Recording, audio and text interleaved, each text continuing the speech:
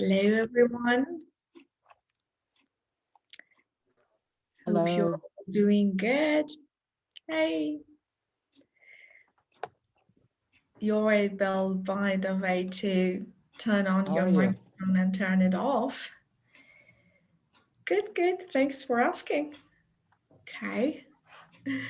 So it's very nice to see you all here. And so may I ask where everyone is from? Sure. I'm from Turkey, from Okay. Istanbul. Okay. Mhm. And I'm from Iran, Tehran.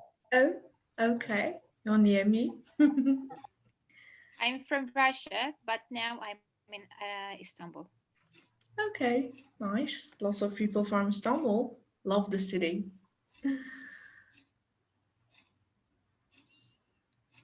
And other people are invisible. Hello, Hey, I'm from Turkey. okay, lots of people from Turkey. Good. I actually expected that. Hello, I'm actually from Spain. Nice. Okay, now we are going international. Hello, I'm from Venezuela, but I live in Istanbul. Oh, okay. So Istanbul is getting Hello, more and more I'm popular. from Iran. Iran, another one from Iran. Okay. Nice. I'm so happy to see you all here. Same here. And so, okay, first of all, I'm going to tell you something very important that I'm sure you all would like to know about, which is about your certificates. So you would be able to collect your certificates at the end of the session through the emails you would be sent. Okay, so no worries about that now. So without further ado, I think we can just start our webinar, which was about, what was it about, by the way? Learner's autonomy. Okay, thanks. So let's have a look at what I have prepared for you. Yes. So, okay, I'm sure that you have heard of learner autonomy before. And so I would like you guys to come up with all the words that springs to mind when you think of and when you hear learner autonomy. So what comes to mind? The fact that the learners become independent. Okay, very good word. Independent. What else? Self-improvement. Nice. What else? Being able to self-reflect. Very good. Yeah, self-reflection. What else? Well, for me, learner autonomy is more like students will be able to learn by themselves with the tools that you give to them, and they will just like, make some experiments by themselves, and they will learn doing that. Okay. Yeah, that was very good. Taking own sorry. No, go ahead. Yeah, taking one's own responsibility. Okay. Very good words I hear. Thank you. So this is the definition given by Jack C. Richards about the phenomenon in hand. So I have taken out one word from the definition. So could you please have a look and see if you can guess what word could complete this sentence?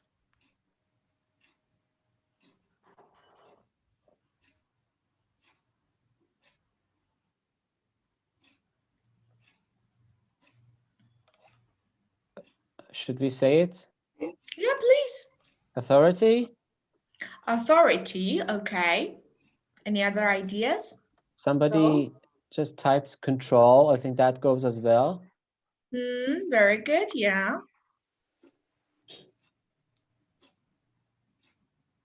Maybe responsibility also. Okay, responsibility.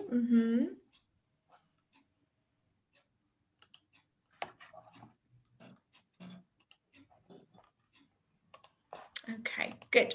So the answer is actually responsibility. Yes, so learner autonomy refers to the principle that learners should take an increasing amount of responsibility for what they learn and how they learn it. So,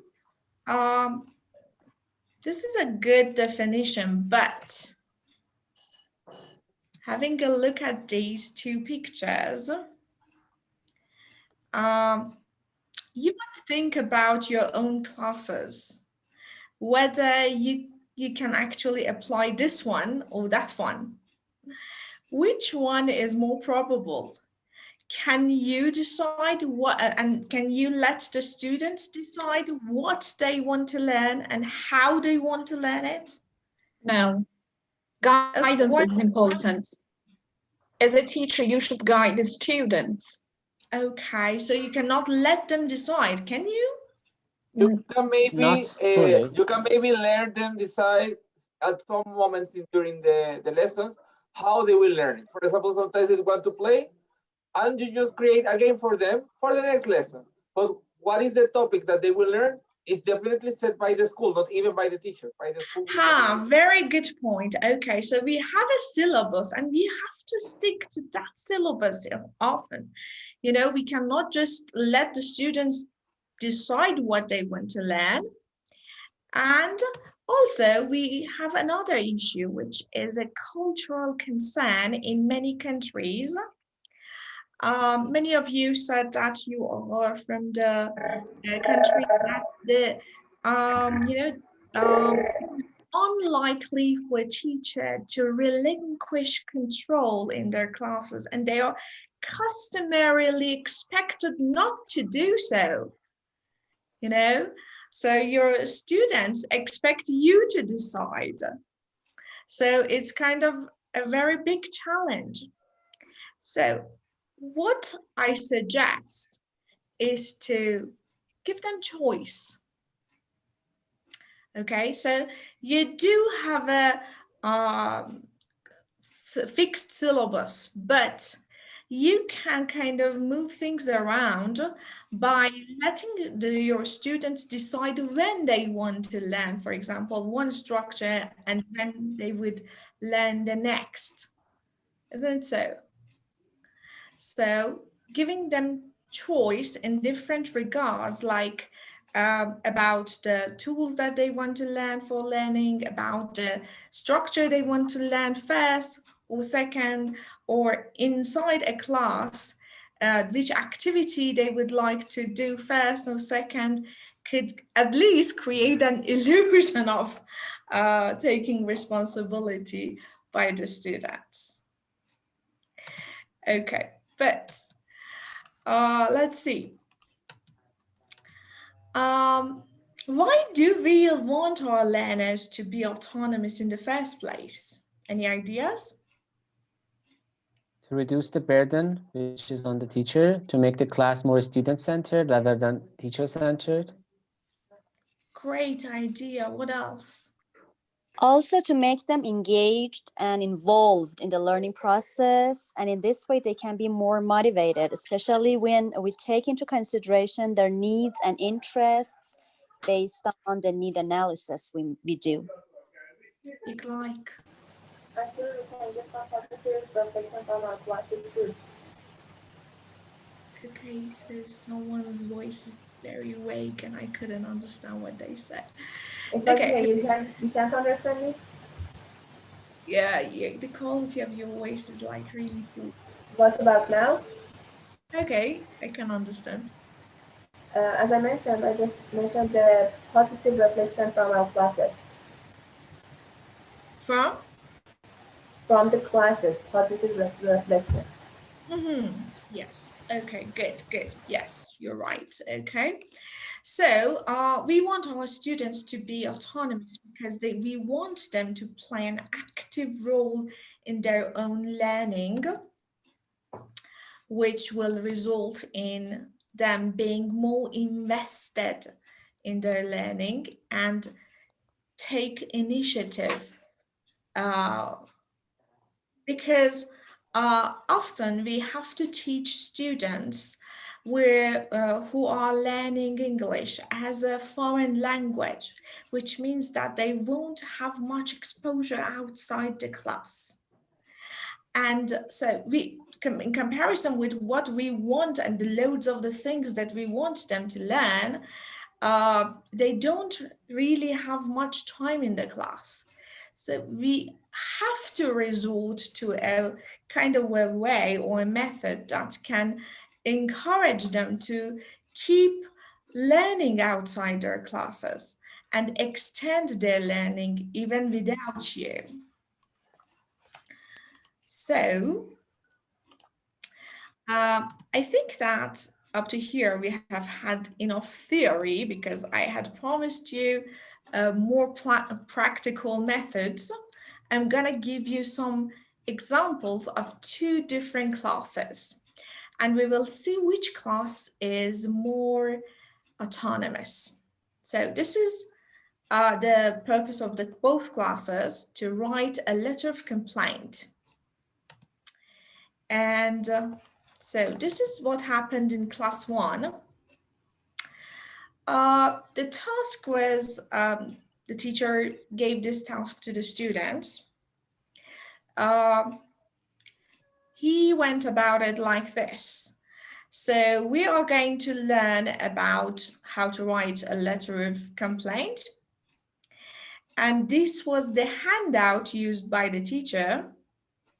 He had cut out this handout into pieces, gave each student or each pair of students the handout and asked them to match the phrases we can use in letters of complaint with the layout. So they learned about the phrases, they were given the material, and they had to match them. Match them with what exactly? Sorry. Match them with the layouts on the left. Like, for example, which phrases do we use with for the greeting? And they had to match it with dear sir or madam. Okay, so these were cut out. And at the end of the class, as an assignment, he asked them to write a letter of complaint about a hotel that they went to, and they were dissatisfied with the services they received, and they were supposed to use those phrases that they learned during the session inside that letter. Okay, so this is what happened in class 1. Now, what happened in class 2 was that the teacher this time started class by telling the students that the institute had set up a new email for dealing with the problems of the learners, and these students would be able to write to the managerial board and to voice their dissatisfactions.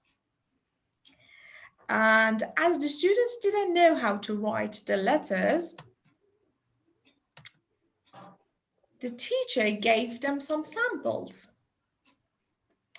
and helped them find out which phrases could be used by highlighting some of the first ones and then matching it again with the layout.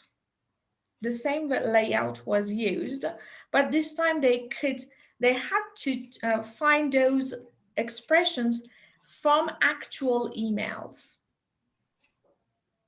Okay, so later after they were given feedback in the class, the teacher gave them an assignment and told them to go and gave them an email address,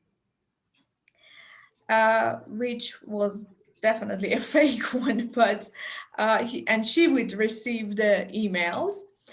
But what happened was that she asked them to write an email and send it to this email address. But before doing so, they had to send it to each other, to their partners, just so that they could proofread for each other, because their emails had to be accurate. Okay, so what do you think? Which class was more autonomous? Second one. The second one. I think it's quite clear that the second one was. Do you agree? Sure, completely. Okay, so, but the question is, what went differently in the second class? Which aspects of the class was different that encouraged the students to be More more autonomous. autonomous? Yes. Did they So have what real Okay, examples? wait. So I'm gonna put you in some rooms, and you're going to go to your breakout rooms and talk about the difference between these two together. Okay, let me see. How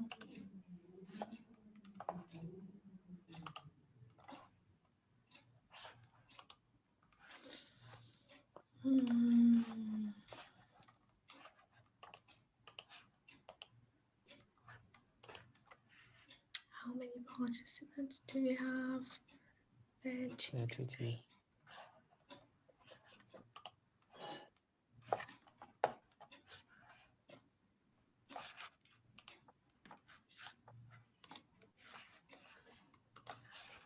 Oh, I seem to have problem with creating the rooms.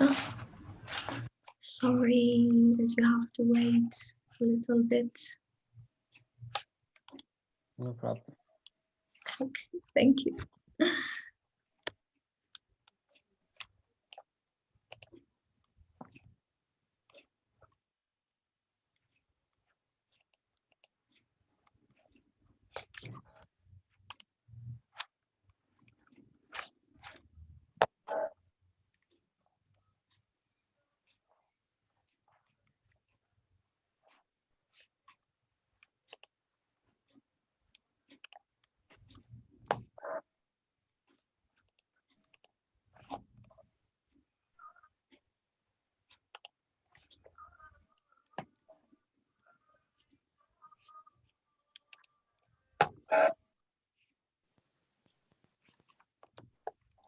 For some reason, I seem to have problem putting you in groups. Why? What? I think I can help. Can you? Yeah. What's the Okay, problem? how am I supposed to put you in groups? So there's just this breakout room option. When you click on it, there are two options, automatically and manually. You can either do it automatically or manually. If you do it manually, then you have to assign each. Yeah, but Part. I cannot find the options. Perhaps maybe you need to stop sharing the screen. Would that help?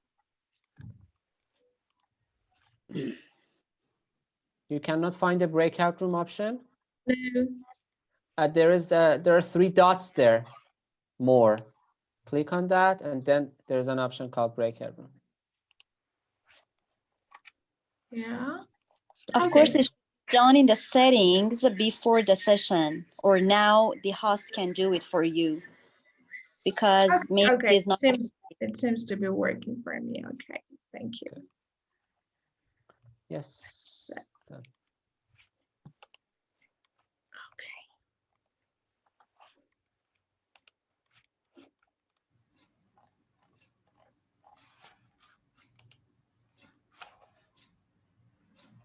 Okay, so is everyone in the breakout rooms?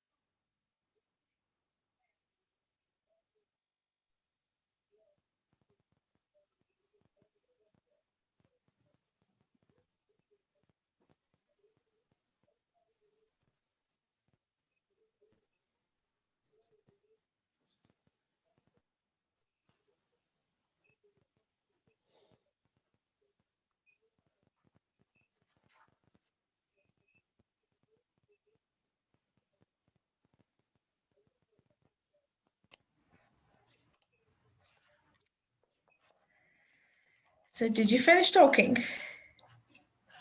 Yeah. Yes. Okay. Well, I'm back because we discussed and now we're coming back. So Okay, so Could you share some of the things you discussed with us? Yes, we can. Go ahead, please. Oh, Shabat. okay. Thank you. The fact is that we said that class 2 is obviously more autonomous. The first reason was that the tasks that were implemented in the second class were more authentic. The fact that the students had to write an email, we might do that in real life for institutions that we have been to or this hotels that we have stayed at. And the fact that the teacher didn't dictate the students to use certain expressions for example, for greetings, this, for this, that. He asked the students to go through it to see which expressions are appropriate for them to use, which one they like to use in their emails.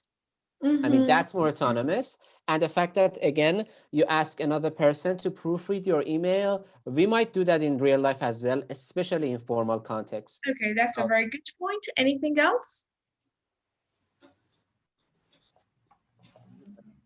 We just discussed what Javad said.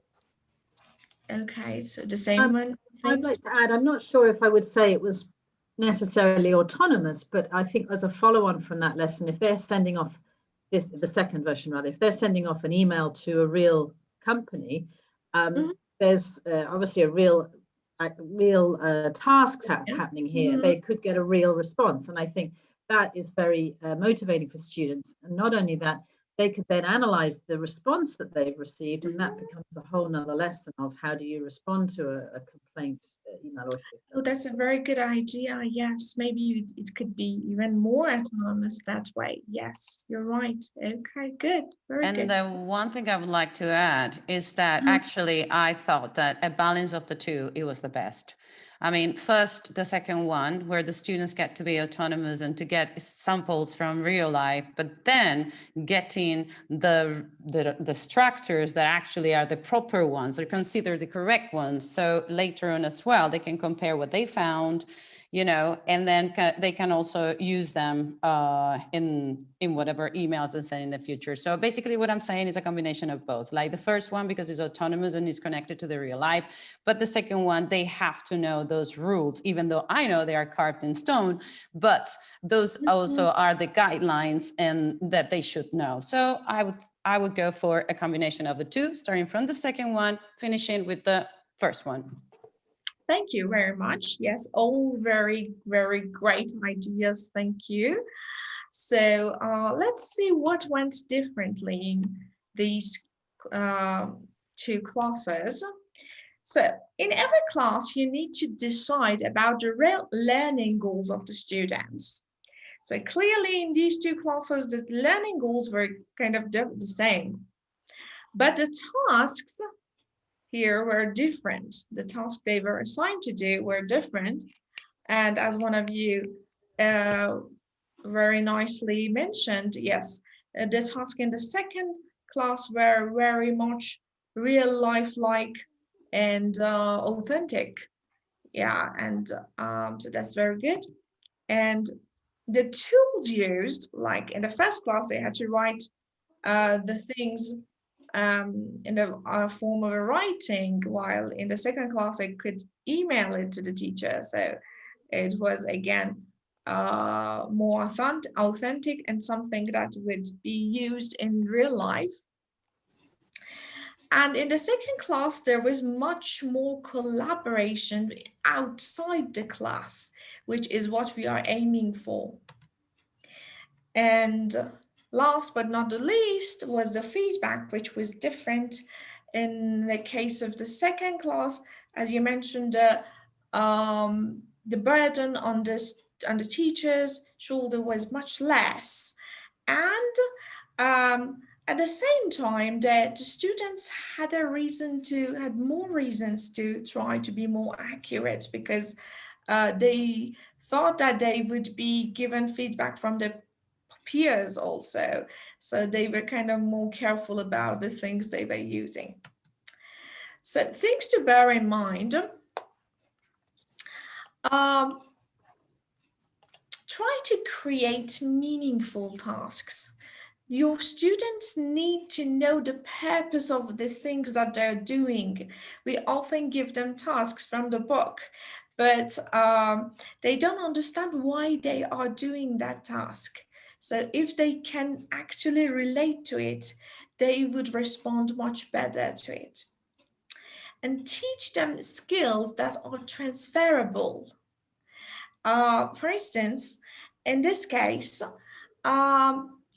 if the students want, maybe the students want to, for example, want to write another kind of letter, for instance, a thank you letter later. So they should be equipped with the tools to find those expressions later. So with the help of, what kind of writing skill was it? What kind of teaching method was it in the second class?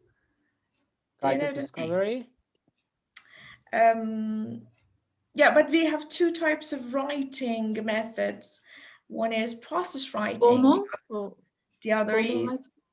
product writing. Which one was it? Was it process writing or product writing? Product writing, I guess. Product writing. So Product. we taught them product writing, which is a very nice skill that they could even transfer to learning other languages as well. So they could write any kind of writing by using this method. So it's a very useful technique. So now let's take another example. This is what I did in one of my classes. And I would like you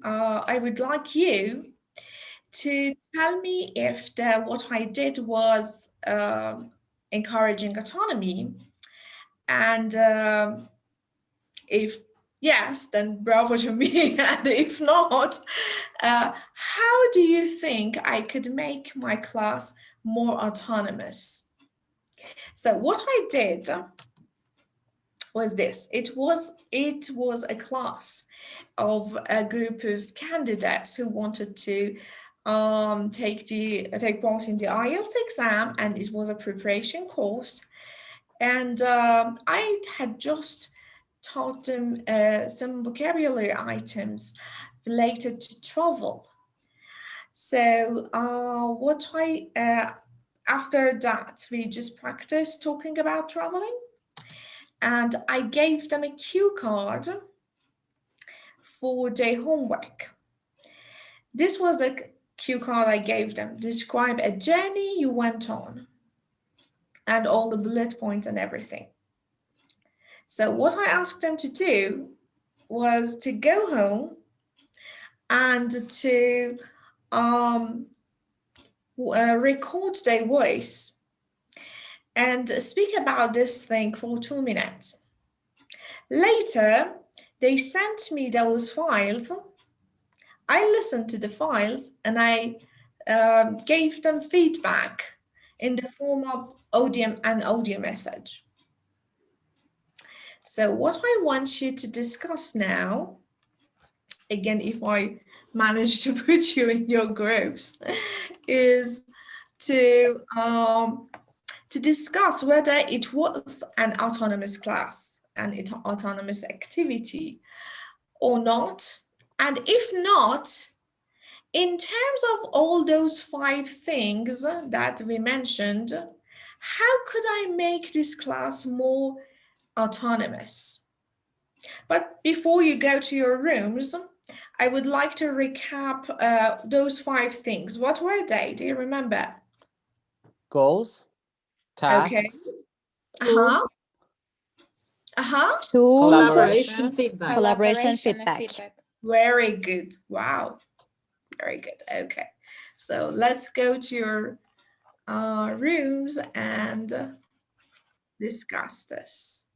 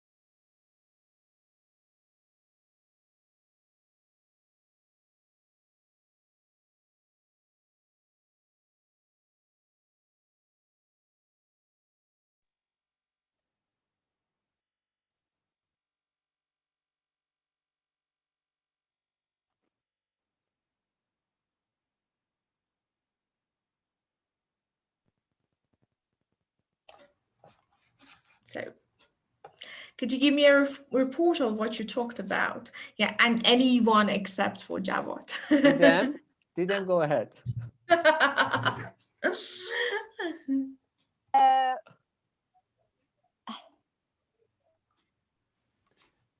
Okay. I think we discussed that you could have give them some links to refer to, and for example, compare their answers to the material available on those links, and the links should control and full of good material. You mean in terms of vocabulary that I was asking them to use, right? Yes. Yeah. Yes. Okay, good. I'd like to add something. Yeah. Yeah, please don't take this wrong, but I think that was old school and it was a horrible, horrible, horrible task. Okay. Please don't take that wrong. I mean, the goals have to be It is a good. made-up task, so Yeah, I yeah. can So actually do there it. was No no more. collaboration. There was only the feedback on your side. I mean, they were not really provided tools. I mean, they could have used any platform, you know, like Flipgrid, anything where the students can actually record themselves and the classmates can actually, you know, comment on it. Or, I mean, there were so many things that they could have been done and so many things that they were missing. So no, I didn't find it autonomous at all. I'm so sorry. But I think you did it on purpose though. So. Yeah, okay, you mentioned the tools for recording, which is very good. Yes, so there are some websites that people can go on and record themselves, and all the people can come and comment on it. Okay, good. What else? Can I just add to that, because we were talking together in our room actually, and in terms of possibly tools this would come under, if we want students to comment on each other's performance, we've got to be quite clever. We've got to set that up in a way that they are not too critical, but at the same time they're not too nice and they're not adding any value. So they'd need to have access to some kind of criteria in which to assess each other against, and that could be actually added into the class, because I'm thinking if you send them away just to do record their speaking for the IELTS, possibly they know what to do, possibly they don't, I don't know, but if they were to listen to a sample of a student not doing that task, doing a different one, but they would be able to use criteria against that sample. First of all, it gives them a sample of what they're trying to achieve when they go home. Oh, you're stepping on all my future points. Thank you. But thank you. No, that's very nice. Assess the feedback, use feedback appropriately that they can then do outside of the class. And that kind of adds in some extra tools, I would say, probably. And also, I think there might be nice to have a self-reflective element in there, as in how do I All right, we have my voice. I finished it. We have my voice. Okay, we can hear you.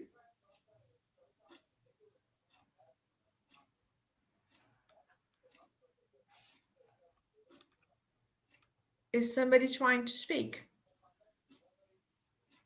I suppose so. Wasn't me. Okay. So, okay, those were very nice points mentioned. And okay, let's just have a wrap up and continue. Otherwise, we won't be able to mention all the things we wanted. So, yes, thank you for all the things that you mentioned. And now we're gonna go and see some of the strategies that will be used. Okay, so we often see these long faces in our classes. This is not unfamiliar, is it? Yeah. So yeah, we can see a lot of students asking us why, especially when the structure we are trying to teach is kind of complicated for the students. We see them not being able to see why they would be using it. And they kind of use a technique which is both very useful and at the same time really could hinder the learning, which is avoidance. So while avoidance could enhance their fluency, at the same time, it would mean that they would be saying, okay, I can say this another way. Why should I learn it anyway? So, what should we do in these cases? My recommendation is to take advantage of emergent language. What is emergent language? Does anybody know? The language the learners produce in the classroom. And somehow it is at the moment. Okay, we just should observe them and watch it to see what comes out of. So the mistakes that they make during the fluency stage could be parts of that emergent language, and you can take advantage of that, those mistakes, because our students are often really afraid of making mistakes. So when they make a mistake, then you have their attention. And remember that as a teacher, you can artistically orchestrate a scenario where they would make a mistake. For instance, whenever I want to teach present perfect, intentionally, I do not mention the difference between gone and been, because they're already overwhelmed with the whole thing, whole new tense. So I wouldn't go and teach the difference between gone and been right away. I would give them exercises which contains those, and I'm sure that they would make a mistake. And then I would have their attention more. So when I explain that, they actually listen to me more carefully. Another technique is to take advantage of can-do statements. Does anyone use it and know what it is? I don't use it, but I think I know what it is. Okay, so why won't you use it? I don't know. Maybe it's just... Okay, so could you explain what it is? It's just a set of sentences containing can, as the name suggests, that we provide the students with at the end of a lesson or a course. And we ask the students to self-reflect after having this course. Can I list places in my city town? Yes, I can. Then they make an example, as you have provided on this slide. Okay, very good, thank you. And so you know the good of it, don't you? Sorta. Can I just add to that? I mean, I agree with Javad in this way. We, you know, I know what they are. I never use them because I think we also, as teachers, we shouldn't just be giving them a list like this, because I've seen students go, yeah, without really thinking about what they can do. They just, if they can do one or two on that list, then they think they can do it. And I think we almost need to train them into working out how to use these tables, if you see what I mean. It's not it's not something I don't think it's something we can just give students and then they do it to a level that we would like them to be able to do it to. They need to be trained to think about what the question's really asking or what the can-do statement's really saying. Okay, so do you understand? Yeah. It is, right? 5, yeah. 5, okay, sorry. Can I add something to it? Please do.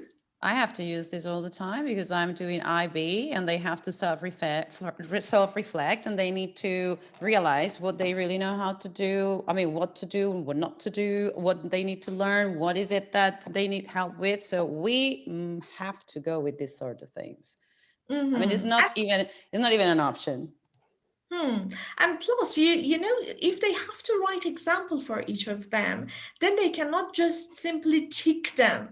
if you ask them later, right, exactly. I mean, and they are asked these actually after they perform a project or, you know, an activity like that, where they actually produce something and they've used all these things. And after that, they need to reflect, okay, after all I learned, do I know how to use these? Yes, no. I mean, can I look at what I produce and find these sort of things? I mean, I do it. I don't know.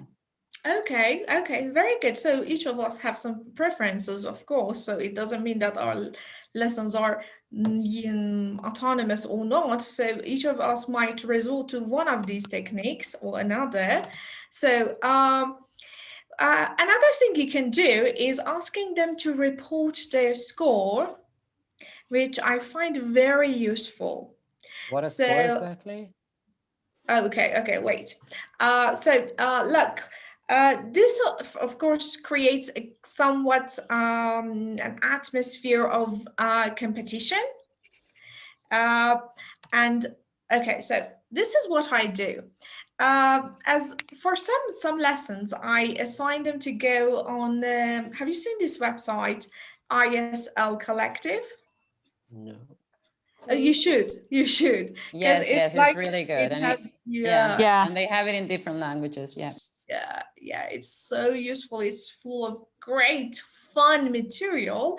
And so they have these videos, and they are interactive videos that they can watch, and you can just assign them to as homework or do it in the class. Anyways, what I want to say is that by the end of it, it gives you a score. So I have seen my students taking and retaking the test over and over again so that they can get this 100% score, and they can take a snapshot and send it to me. So this is one way that you can make sure that they would just strive for it. Okay. Another useful technique is what one of you just mentioned. One of you mentioned projects, if I'm not mistaken. So giving the students projects which they can share on social media is really, really encouraging and engaging for them. And they would go the extra mile because they would be able to show off in front of other people. You know, these days, our students go online and they want to share stuff that they have learned. They want to brag about what they have learned. So this is what I ask in one of my classes after teaching them the expressions related to a phone call, how to make a phone call. And then they came up, and they were trying in real life, they were actually trying to find a new apartment. So they kind of made up this conversation, and they recorded it together, and they published it on their Instagram. So let's have a look at some parts of it. Hello, this is King Property Corporation. How can I help you? Hello, this is Mr. Smith. Can I talk to Mr. Adams? Yeah, sure. Hold on a moment. I'll get him for you. Just to make sure, do you hear the voice? Yes, we do. Okay. Sorry. Oopsie.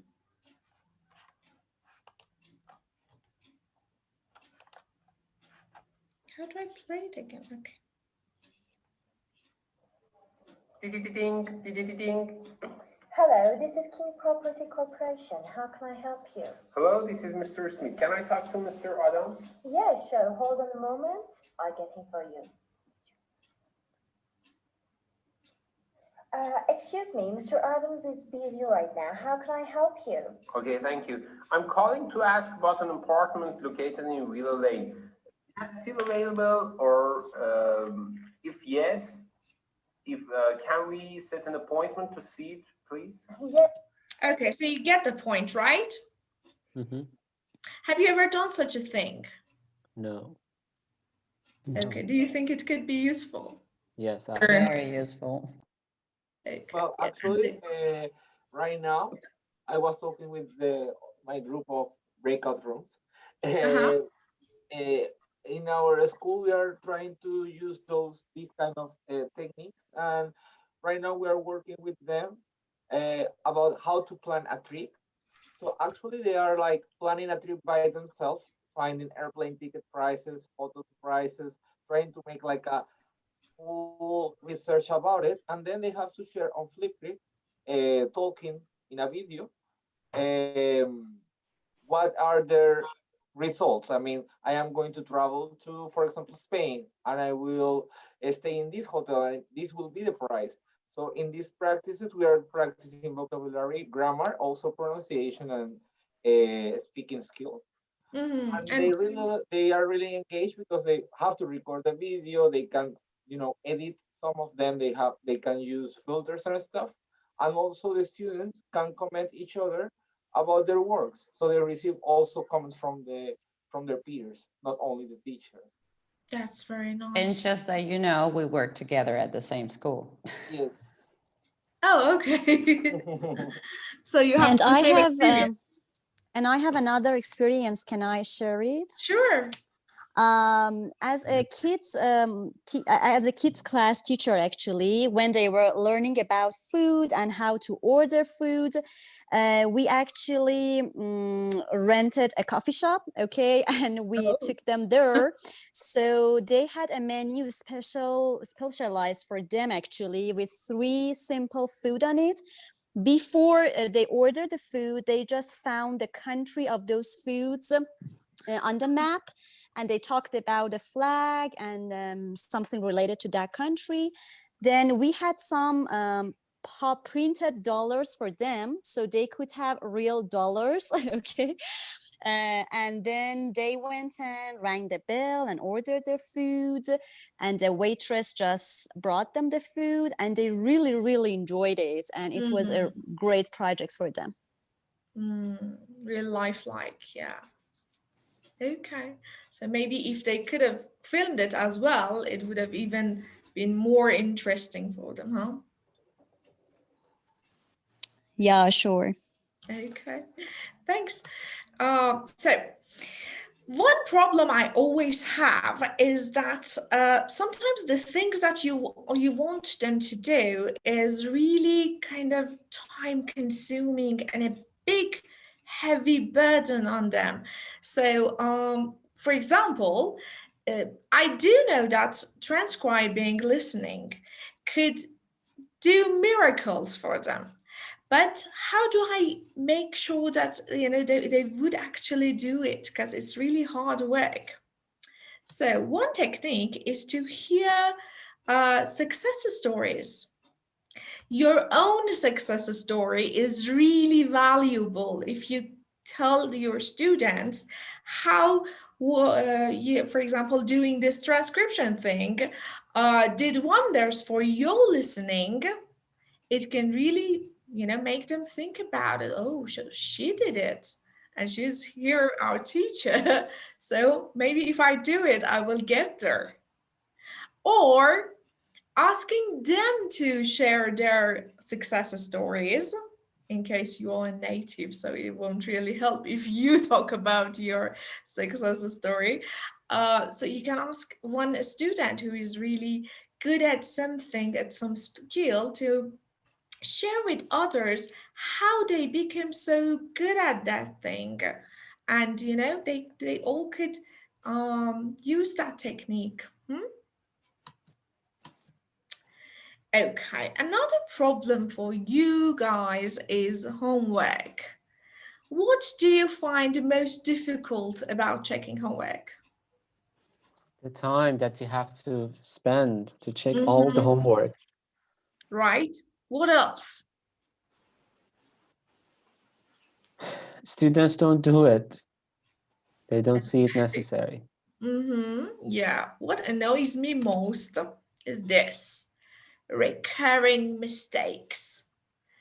Because you spend ages correcting all those papers, and yet you see them make the same mistake over and over and over again, isn't it? Yeah. Yeah. So how do I deal with this? How do you deal with this? Do not spoon feed the students. We can, instead of telling them, okay, this is wrong and this is the right answer, just we can just underline the problem, but that would be a bit really too autonomous. So we underline the mistake and we write T. It means that the tense has a problem. So the students have to go for it, search, and find the correct answers themselves. They become more autonomous. And when they understand what the problem is themselves, the possibility that they make the mistake again will be much less. Okay. Sorry, one some way of that you we are can asking about, excuse me to interrupt you. Some of you are asking about the file. I will share the file with you at the end of the session. Okay, so don't worry, don't just take a snapshots or whatever. Okay. So, and also they can correct their mistakes or errors in pairs. We can assign them to work in pairs and help each other to work on their mistakes and correct them together so they can learn from each other. I love the idea. However, if you are going to do that, there are 3 very important things to remember. First of all, sorry, but we cannot see this. we cannot see the slides. The screen is white. Oh, is it? Yes, same here. Oh, has it been like that for a while and no one told me? It's been a while. Yes, after the video we couldn't see anything. I'm so sorry. Okay. So, do you see it now? Yes, now we can see it. Okay, so yeah, this was what you were supposed to see. So yes, as Parisa said, I think, yes, asking each other to correct each other and giving each other feedback or self-correction is very good. But if you are going to do so, then make sure that you take care of 3 things. First of all, give them criteria against which they can correct themselves or each other. And do not cover everything in your criteria for every session. Okay, they cannot go and check everything. Like for instance, when one session, after teaching them a specific tense, ask them to give feedback on each other's work about that specific tense, not about all the grammar over there. Or give each other, or tell them to check, for example, just the spelling this time, or just the punctuation this time. Another one of you mentioned giving samples, which is really useful. Yeah, if you give them a sample of a corrected work, then they can use this as a model. And make sure that you teach them how to give feedback to each other, especially in terms of giving each other, telling each other about the positive points that they had, because otherwise they might end up feeling hurt or belittled by each other, you see. Okay, so another thing to consider is digital literacy. With this advancement of technology, we have this great array of material, this limitless sources and applications online available, and the student, it would be a shame not to use these. The students can take advantage of these. But if you want to introduce any kind of sources, think of these 3 things. First of all, how they should access it. Think about the age things, whether they are underage or they can use these. Or think about if it is a paid service. For instance, I love Write and Improve. Have you seen the website? It's a Cambridge-based website. Can you repeat that? Write and Improve. It's a website where the students can write their writings and get feedback. Have you seen it? Okay, Yes. so yeah, There is, no, it's this a great, Grammarly. Yeah, Grammarly. It's Yeah, but the free account is a bit, just really rudimentary, but it okay. still So is great. exactly. So you need to take care of these things, pay attention whether it is a paid service or it needs some kind of registration. And think about the instructions. Whether you do need to give a demo about how to use that app, or there is an online tutorial available that you can share with your students. Sometimes you can use scaffolding for some of the services. Have you used this one, Quizlet? Yeah, sure. Okay. Many times. Yes. Okay. So have you just told your students to go off and make the set? Or did you give them some kind of scaffolding? You mean telling them to prepare flashcards with the vocabulary? I missed the question. I'm sorry. Yeah. Okay. Yeah. What kind of a scaffolding did you give them?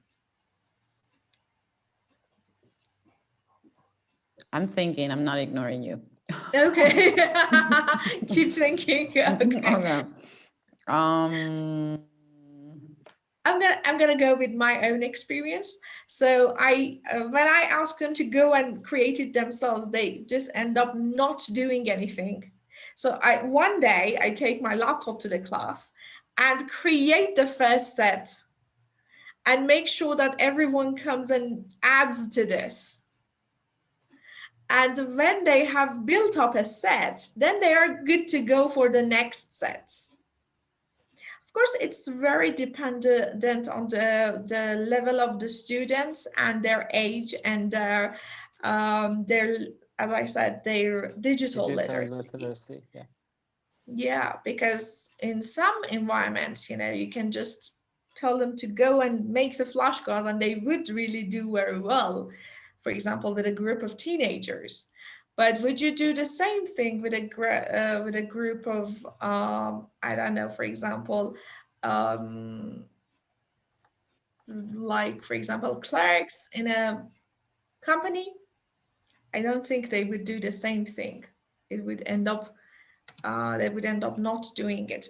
And make sure that you yourself explore that source and all the abilities and capabilities it can provide you with. Like, for example, Quizlet gives you the possibility of creating games so that you can also introduce those features to your students.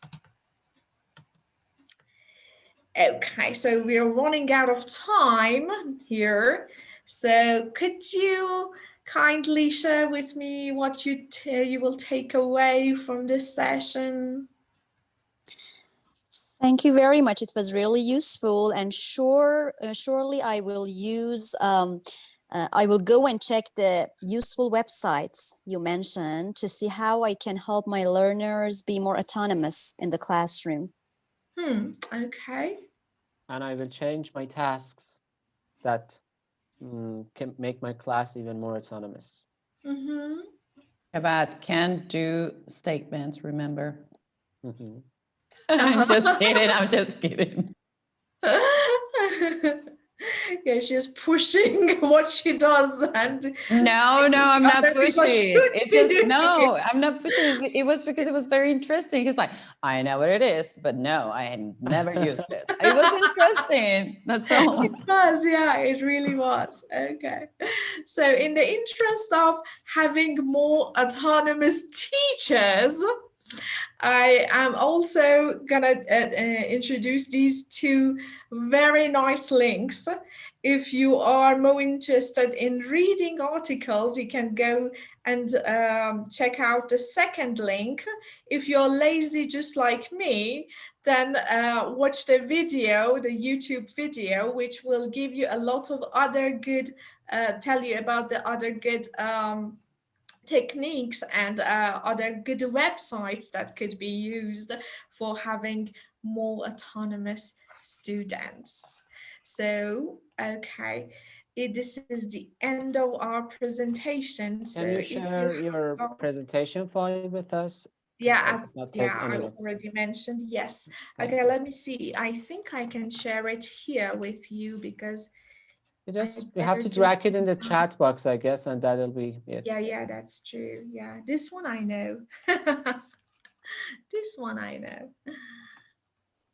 Okay, so I'm just gonna make sure it's the right thing. Okay. Yes.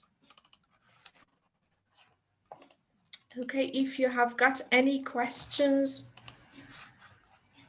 I would be at your service. You're welcome, guys. Okay, let me share the file with you so that we can have a look later.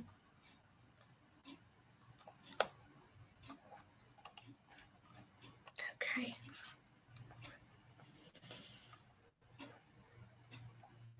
Okay, thank you. That's very nice. The name of the website, I'm not sure which website you're talking about. There were the mention of Quizlet and ISL Collective, which provides you with a lot of activities and a lot of videos, interactive videos, and you can choose what vocabulary or what grammar you have just taught to your students, so that you can reinforce it by using those videos. And a lot of worksheets, a lot of PowerPoints are available, and it might ask you to make a donation, but it is a free service. I have checked. So, any other questions, guys? My question is a little bit personal. I was just wondering about your Delta certificate. How many years of post-CELTA teaching did you do before taking this Delta course? None. So None. right after the CELTA? You are not supposed to do so. Yeah. Because actually you have to gain some experience. But since I had already taught like for 16 years before doing my CELTA, I see. and because also I had done my MA in linguistics. Yeah. So they do let you do that if you have higher education. They do let you do so. However, I strongly recommend that you don't do that. Yeah. So yeah, do not do not do as I do. Just yeah, because they told me not to do it, and I did it anyway, and I think I made a mistake. It's hard to tell, but yeah, thank you for your answer. What do you mean? Excuse me, I made a mistake. What kind of mistake? I couldn't understand. Getting your Delta. Yeah, no, getting a Delta is a great thing. Please do so. No, it's great. I don't know. It was one of the best experiences of my life. No, just don't go about it right after CELTA. Give yourself some time to digest what you have learned in CELTA and to take it in and to put it into practice.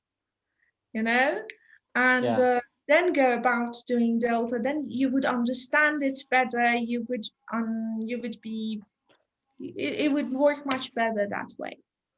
Yeah, but you said that you had 16 years of experience, right? So why did you make a mistake then?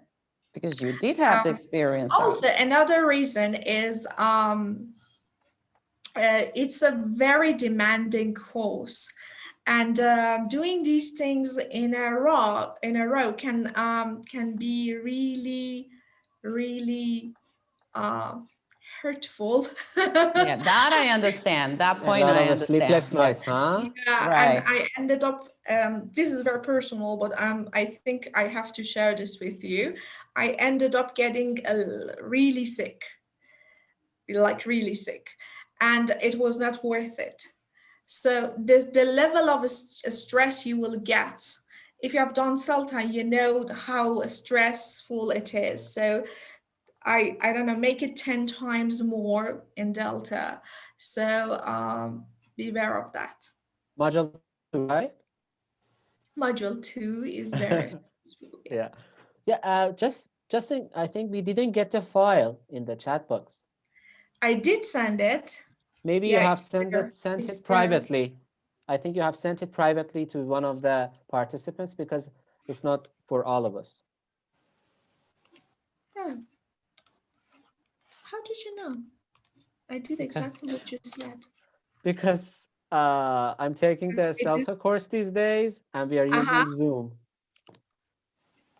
And these things happen, huh? Yeah, these things happen. Breakout rooms, I don't know, sharing the files, a lot of mistakes. I myself have done a lot of those mistakes. Okay, someone is starting CELTA next week. Good luck to you. Actually, this today was my last TP. It ended. Okay, yeah, I'm talking about Samira here. Oh, really? Yeah. So good luck, Samira. Yeah, and congrats to you for finishing your CELTA. Thank you. Yes, the file is on its way. I'm trying to I can see it coming. Okay, good. Okay, so Samira, some of the messages are for you. Yeah. Yeah, thanks again. Thanks a lot, everyone. Somehow, actually, I'm stressed because it is online, and as Javad mentioned, yeah, there may be some problems, but I don't know. Wish me luck. Don't worry, Samira. Don't worry. I was like, 5 weeks ago, I was exactly feeling Oh as you my are God. feeling. Of course, I've been teaching English for about 20 years, but still, 20 years, come yeah. How old are on. you? How old are you? You should be tutoring the course. I am 38 and I've been teaching from the age 18. So, but it was my dream to pass CELTA, but as I have 2 kids, I could never manage it. So now it is a very great opportunity for me actually. Are you doing it with ITI? Yeah, ITI. Good, luck, good. Samira. You're in good Good luck, hands Samira. then. Thank you very much, everyone. Yeah, Thank I'm you for sure the that encouragement.